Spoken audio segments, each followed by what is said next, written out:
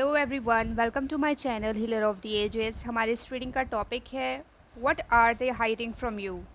Alright, यानी आपके person आपसे क्या हाइड कर रहे हैं, क्या चीज़ वो आपसे छुपा रहे हैं, वो हम देखेंगे इस रीडिंग में। एंड ये एक जनरल रीडिंग होगी गाइस, सो आपके सिचुएशन से जो रेजोनेट करे वही मैसेजेस लीजिएगा and leave the rest. Let's get started and see what are they hiding from you. क्या आपके पर्सन आपसे हाइड कर रहे हैं? What are they hiding from you? What are they hiding? I lost myself for a little while. Okay. So ये person आपके साथ connection में होते हुए भी लॉस्ट थे. I don't react when people mention you.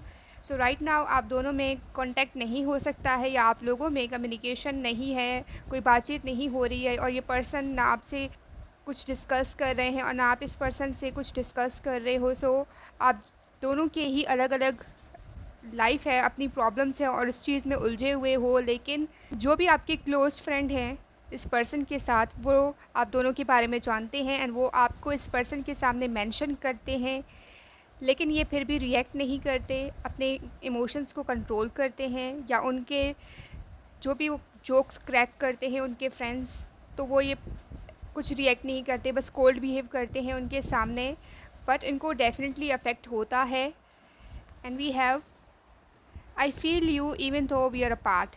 Yes, ये आपकी फीलिंग्स, आपकी एनर्जीज़ को पिकअप कर सकते हैं. आप जो मैसेजेस इस पर्सन को सेंड करते हो या जो थॉट्स इस पर्सन को सेंड करते हो, वो इस चीज़ को पिकअप कर रहे हैं और वो इस चीज़ को फील कर सकते हैं.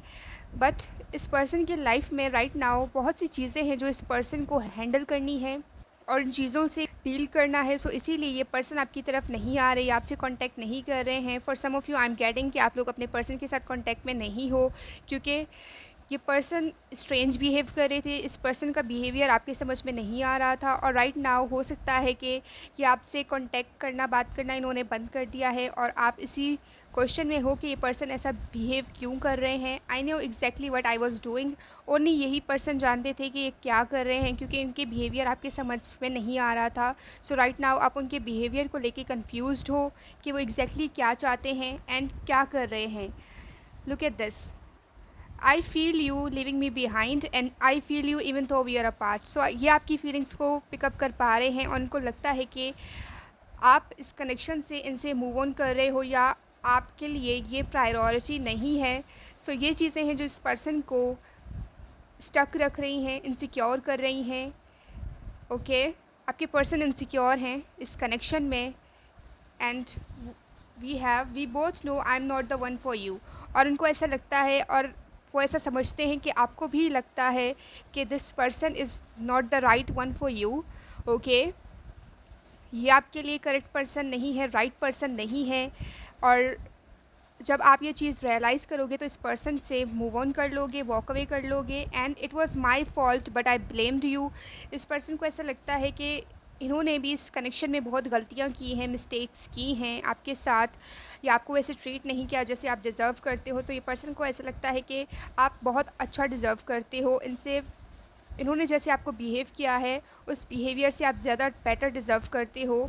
सो ये चीज़ें हैं जिसकी वजह से ये पर्सन अपने आप को ब्लेम कर रहे हैं. Sometimes I stay awake and thinking about you. Yes, ये पर्सन आपको लेकर बहुत ओवर थिंक कर रहे हैं, बहुत ज़्यादा सोच रहे हैं. I left you before you could leave me. Confirmation guys कि ये पर्सन इनसिक्योर थे आपकी फ़ीलिंग्स को लेकर, श्योर नहीं थे कि आप जो फीलिंग्स इनके लिए रखते हो वो उनके लिए बिल्कुल ऐसा था कि फैंटिसाइज़, ठीक है, वो उस चीज़ को फैंटिसाइज़ करते थे हमेशा से. लेकिन जब आप उनकी लाइफ में आए और आपने उनको वो एक्सप्रेस किया तो उनको लगा कि वो एक ड्रीम है, वो एक ड्रीम है और जब वो उठेंगे तो वो ड्रीम टूट जाएगा. तो लिटरली ये जो कनेक्शन है वो उनके लिए एक ड्रीम जैसा है और उस चीज़ को, इस रियलिटी को एक्सेप्ट करना इस पर्सन के लिए थोड़ा डिफ़िकल्ट है राइट नाउ. और इसीलिए वो स्ट्रेंज बिहेव कर रहे हैं आपके साथ. यही चीज़ें हैं जो ये पर्सन आपसे हाइड कर रहे हैं, आपको एक्सप्रेस नहीं कर रहे हैं क्योंकि उनको लगता है कि जब आपको एक्सप्रेस करेंगे सो मे बी आप उस चीज़ को एक अलग रॉन्ग वे में ले लो, या उनको ये नहीं पता है कि किस तरीके से राइट वे में वो आपको वो चीज़ एक्सप्रेस करें कि आप उस चीज़ को समझें.